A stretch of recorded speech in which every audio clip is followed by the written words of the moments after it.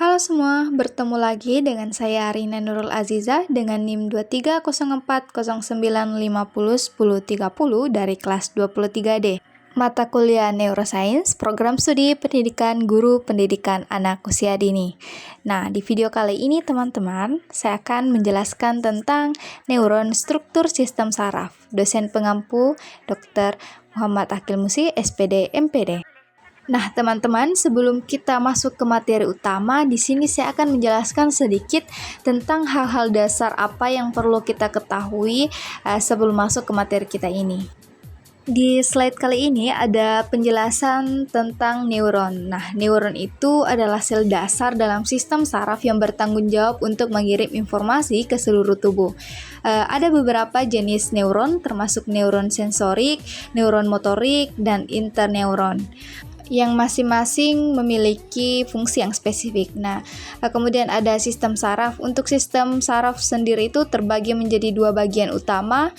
Yang pertama yaitu sistem saraf pusat atau SSP yang mencakup otak dan sumsum tulang belakang. Dan kemudian ada sistem saraf tepi SST yang meliputi semua saraf di luar SPP. Peran neuron dan sistem saraf sangat penting dalam mempengaruhi perilaku manusia. Nah, untuk neuron sendiri itu berfungsi untuk mentransmisikan sinyal listrik dan kimiawi yang memungkinkan otak untuk memproses informasi, mengontrol gerakan, merasakan lingkungan sekitar, dan mengatur fungsi tubuh lainnya.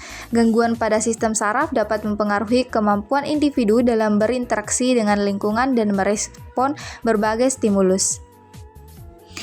Nah, di slide ini ada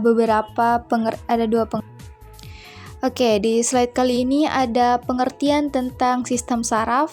Yang pertama itu menurut Shalwa Mutia pada tahun 2021. Nah, menurut dia itu sistem saraf merupakan suatu kombinasi sinyal listrik dan kimiawi yang dapat membuat sel-sel saraf atau neuron mampu berkomunikasi antara satu sama lain. Nah, satu sistem saraf sendiri itu terdiri dari jutaan sel saraf yang sering disebut dengan neuron. Kemudian yang kedua, menurut Wikipedia, sistem saraf adalah sistem organ yang terdiri dari serabut saraf dan tersusun atas sel-sel saraf yang saling terhubung.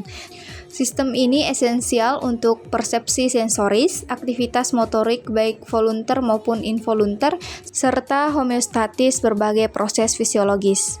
Di Febrata, sistem saraf dibagi menjadi sistem saraf pusat dan sistem saraf tepi dengan neuron sebagai satuan kerja utama.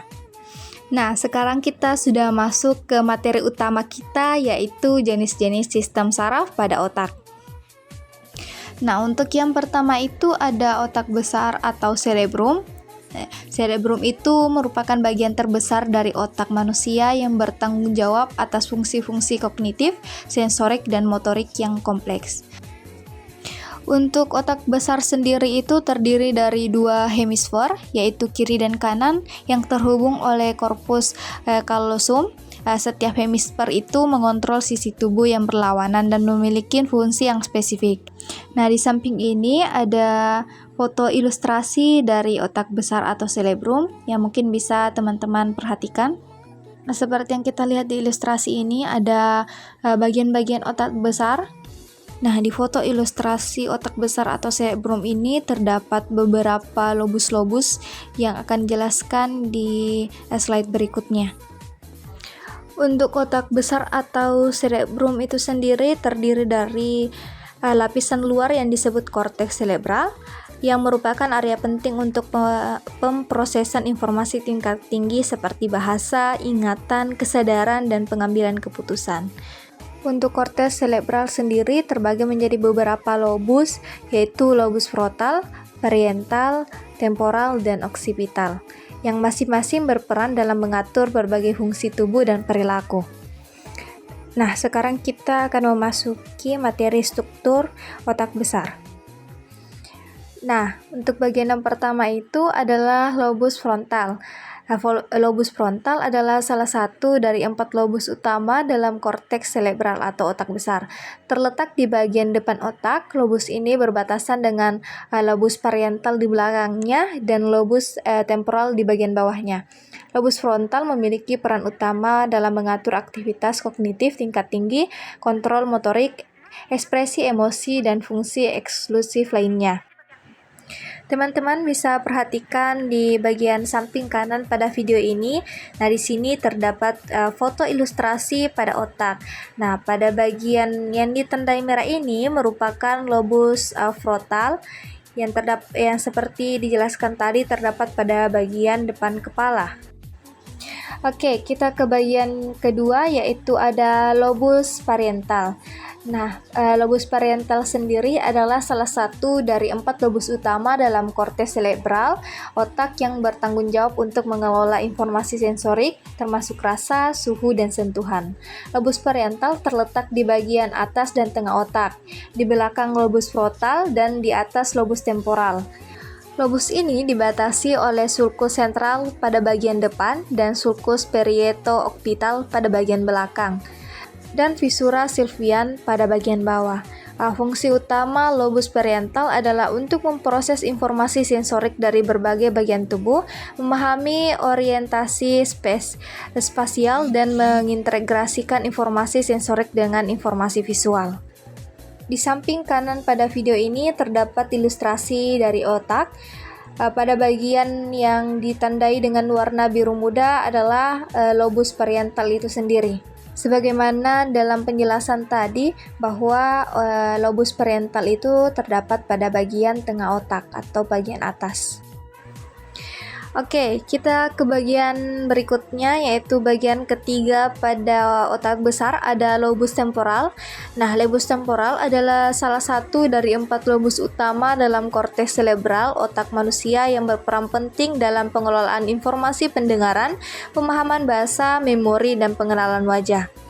Nah, untuk lobus temporal ini terletak di bawah visura lateral atau visura sylvian dan berhubungan erat dengan proses pendengaran dan memori. Lobus ini terdiri dari beberapa area penting yang masing-masing memiliki fungsi spesifik dalam pengelolaan informasi sensorik dan kognitif. Teman-teman bisa lihat ilustrasi pada bagian samping kanan video ini. Nah, di sana juga terdapat ilustrasi otak besar. Pada bagian yang ditandai dengan warna kuning ini adalah lobus temporal itu sendiri. Nah, lobus ini itu berada pada bagian kanan dan kiri otak. Kita ke bagian selanjutnya, yaitu bagian keempat pada otak besar, ada lobus occipital. Nah, lobus occipital adalah wilayah otak yang bertanggung jawab untuk penglihatan. Ini adalah pusat pengelolaan visual utama di otak. Informasi yang diterima dari retina ke belakang mata dikirim melalui saraf optik dan diproses di lobus ini. Lobus occipital bekerja dengan area otak lainnya untuk memungkinkan kita mengenali bentuk, warna, gerakan, dan kedalaman objek yang kita lihat. Teman-teman, di sini juga saya menyiapkan ilustrasi dari lobus occipital. Nah, kita bisa lihat pada gambar sebelah kanan pada bagian video ini.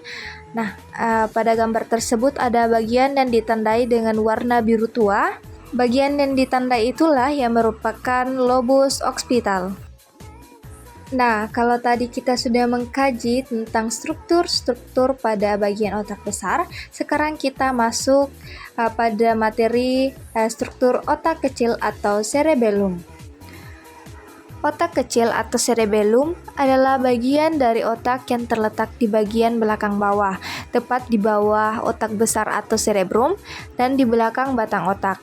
Otak kecil merupakan struktur yang sangat penting dalam mengatur dan mengkoordinasi gerakan serta menjaga keseimbangan dan postur tubuh.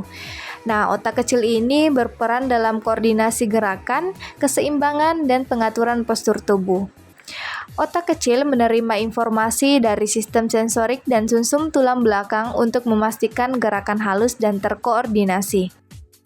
Teman-teman dapat lihat pada bagian kanan video ini terdapat ilustrasi bagian-bagian otak. Nah, pada bagian yang ditandai dengan warna merah muda dan ditandai dengan tanda panah merupakan bagian cerebrum itu sendiri.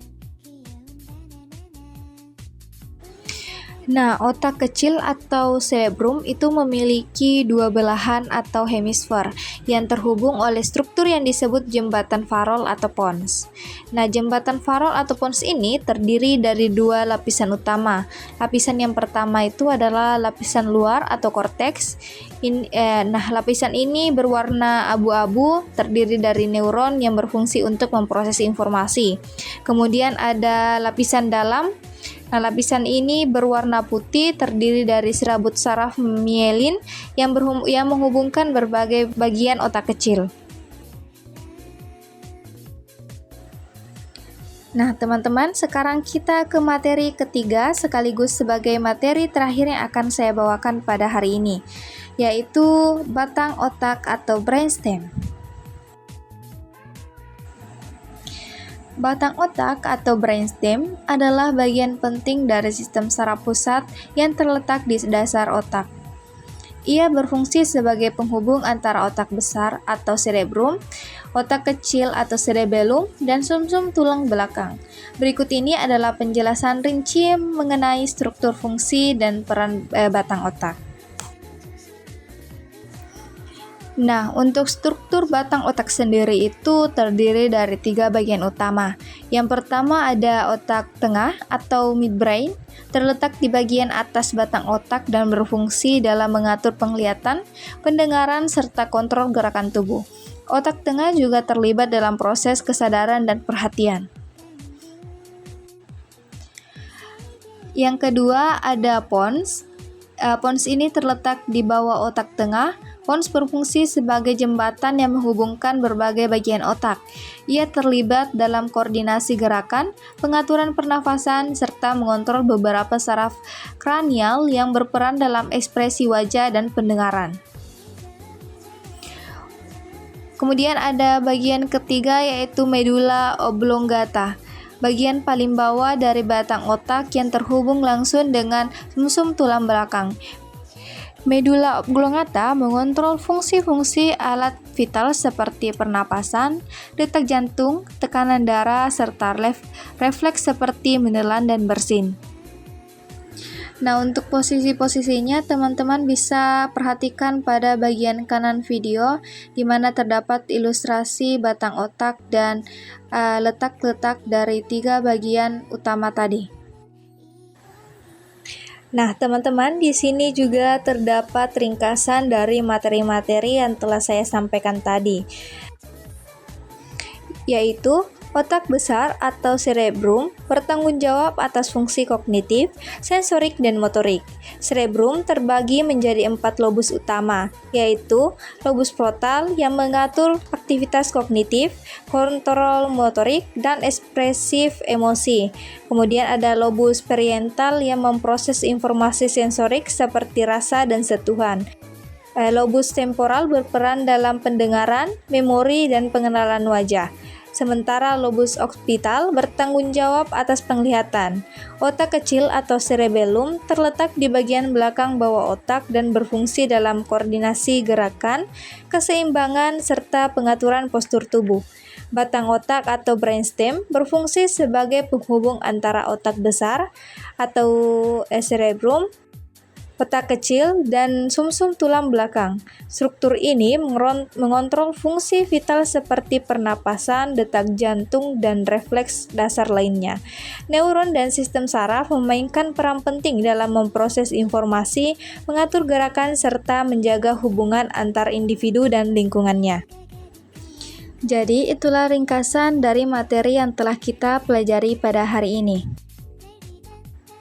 Wah, tidak terasa kita sudah menyelesaikan materi pada hari ini dan telah berada pada penghujung video.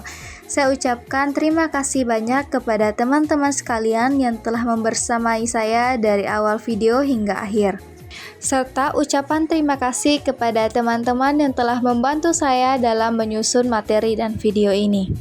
Dan semoga ilmu yang kita dapatkan pada saat menyimak video ini dapat bermanfaat bagi kita di masa depan.